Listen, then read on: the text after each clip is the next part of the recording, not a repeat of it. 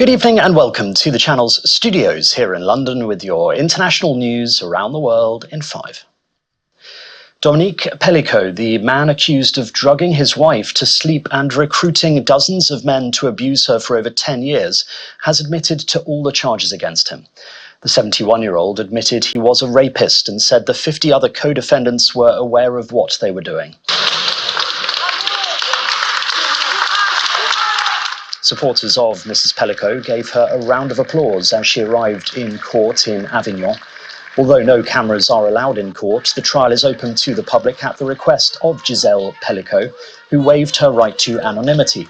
Since the trial began, Giselle has become a symbol of resilience and courage.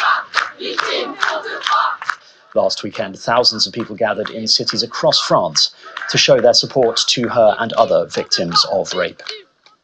Donald Trump has recalled hearing shots fired by Secret Service agents as a would-be attacker hid in the bushes at his Florida golf course on Sunday. It was quite something, but it worked out well, and Secret Service did an excellent job.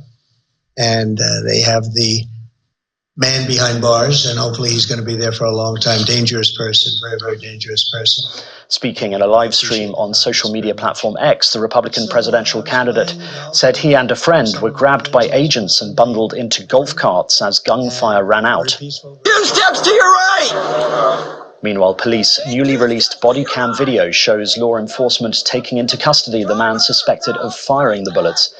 58-year-old Ryan Routh is seen walking backwards with his shirt up before he is handcuffed and taken into custody. Secret Service agents spotted and fired on the alleged gunman in bushes a few hundred yards from where Mr. Trump was playing. Cellular data shows that the subject was in the vicinity of the golf course roughly 12 hours before the engagement with the United States Secret Service.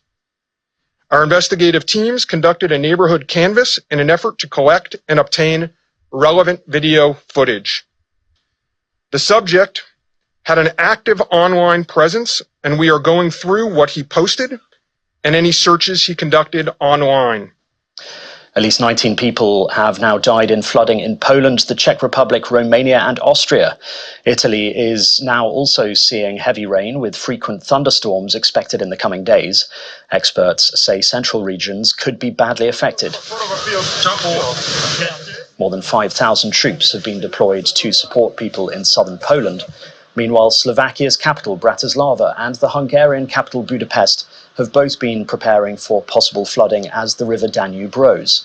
The flooding comes after Storm Boris brought vast amounts of rain and snow at the weekend. Starvation in war-stricken Sudan is almost everywhere, that's according to the head of the World Health Organization, after he visited the country. The situation of famine in Sudan is now the largest in the world, Director General Tedros Adhanom Ghebreyesus said. He said 12 million people were already displaced, adding that attention to the global community in Sudan was really low and race was a factor. Thousands of people have been killed since a civil war broke out in April 2023 between Sudan's army and the paramilitary Rapid Support Forces. Firefighters have been battling a pipeline fire in La Porte near Houston in Texas. Aerial video shows the blaze shooting up a pillar of fire tens of feet into the sky, igniting a park and power poles nearby. Residents have been urged to evacuate, according to city spokesperson Lee Woodward. The cause of the fire remains unclear. Authorities have said no injuries have been reported as a result of the fire. And Stefan Ivanov and his son Maxim have celebrated their birthdays by rowing across the Arctic Ocean to appeal for protection of endangered ocean species.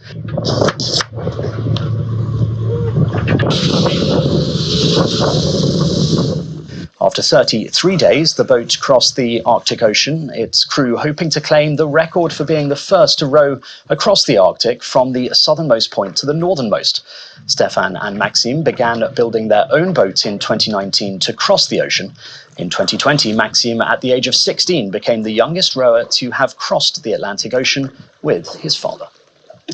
And that's your international news around the world in 5. Now back to the channel's studios in Lagos.